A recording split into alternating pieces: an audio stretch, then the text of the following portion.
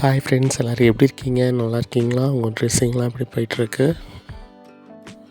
ஒரு வருஷமாகவே நான் டேட்டூ போடணும்னு நினச்சிட்டு இருந்தேன்.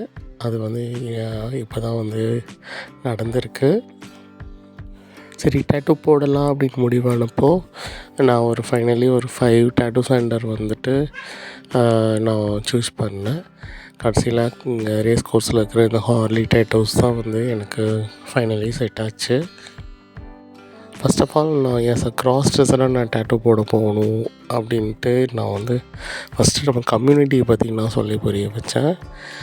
அப்புறமா ஓகே அப்படின்ட்டாங்க. அப்புறமா நான் வந்து ட்ரெஸ் பண்ணிவிட்டு நான் சிம்பிளாக மேக்கப்பெல்லாம் பண்ணல. சும்மா ட்ரெஸ் பண்ணிவிட்டு டாக்ஸி பிடிச்சி நான் போயிட்டேன்.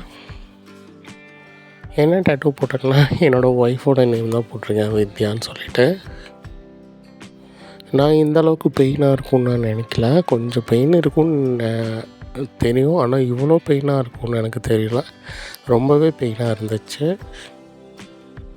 சரி, இருந்தாலும் போட்டு தானே ஆகணும் அப்படின்னு சொல்லிவிட்டு நான் அப்படியே பெயின் தாங்கிக்கிட்டேன்.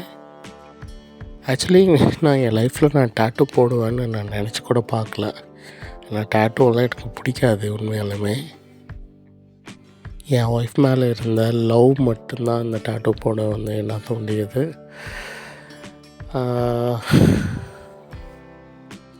அப்புறமா நம்ம கோயம்புத்தூரில் மீண்டும் சிடி பார்லர் ஓப்பன் பண்ண போகிறோம் சூன்.